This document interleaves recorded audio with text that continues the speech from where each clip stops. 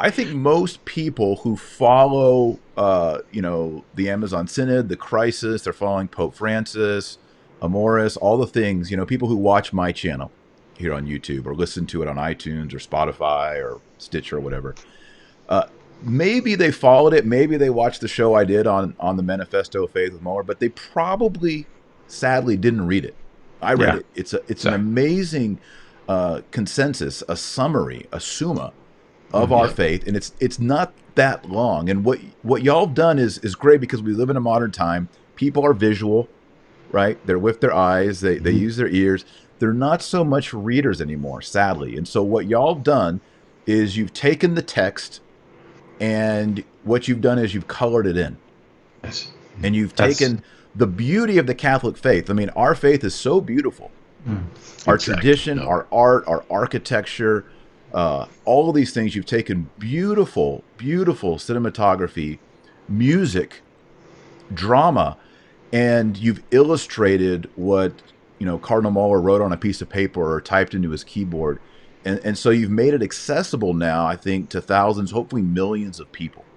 When you watch the Manifesto of Faith, which you'll be able to see at manifestoofaith.com, you'll hear the text. So it looks like that, but you'll hear the text of Cardinal Muller's Manifesto of Faith, which is really, I mean, I guess, would you guys call it a catechism? What would you call the Manifesto of Faith? Oh yeah, this is a perfect opportunity to recatechize Catholics in what we believe, and Yeah. I think it's really designed that way. It's hopefully going to be used that way.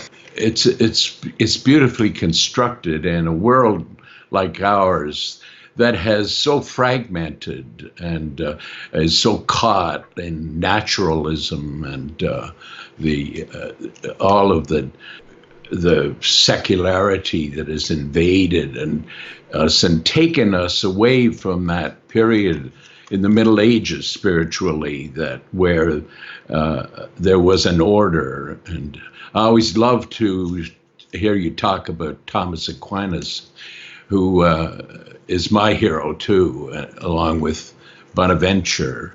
And those two men, they were deep friends, and they explored the deep meanings of the mystery of God and the mystery of the natural world. I remember the story. They were both asked to write the original liturgy of Corpus Christi.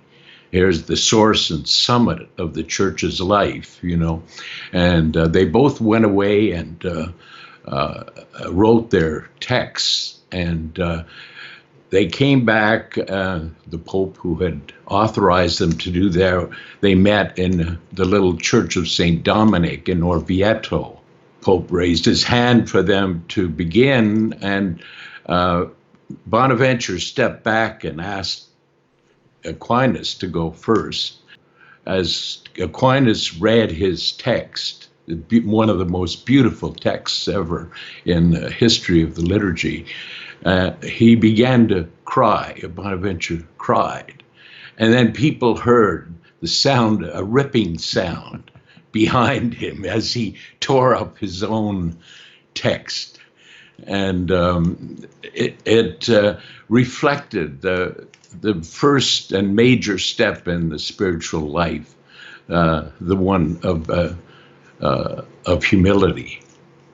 But his wisdom and his love sort of was a backdrop for this immense giant of reason and truth. We think of Thomas Aquinas as a scholar, as a theologian, as a philosopher. Some of us who know him as a mystic. Yes, he was. But we Yes. don't often think of Thomas as an artist. Mm, that's right. And in fact, he was, because Yeah. he composed this great liturgy, which is poetic. It's music. It's a poem. Absolutely. And that shows that Thomas, in a way, can be a patron of what you guys are doing in Manifesto of Faith, which is Yes. theology, catechesis, apologetics, which is what Muller's done in this manifesto, and then the beauty of the art, the drama, the poetry. And so, I think both Bonaventure and Thomas could easily be patrons of this project and others. Bonaventure is a Franciscan. He's not a Dominican. And so he's in this authentic, I would say not a corrupted, but an authentic tradition of wonder of nature, Absolutely. of creation that St. Francis Yes. just, I mean, he expressed it so perfectly and so beautifully. So I don't think it's an accident that our two greatest theologians, Bonaventure and Thomas, are both in a way sat at the feet of two great minds, two great theologians. Francis, of course, was not an academic. You know, he's a great theologian because he's a saint, but he wasn't in the schools of Paris. And yet he gifted to Bonaventure that sense of wonder. And then Albert the Great was an academic and a natural scientist, and he also gifted that. And so I think that there's, you know, grace builds on nature, and you have these two great theologians who are based in a wonder of nature. And see, here's the problem. Today we have wonder of nature, period. For Bonaventure and Thomas, it was wonder of nature that lifted the eyes to the creator of creation. To the Creator, exactly.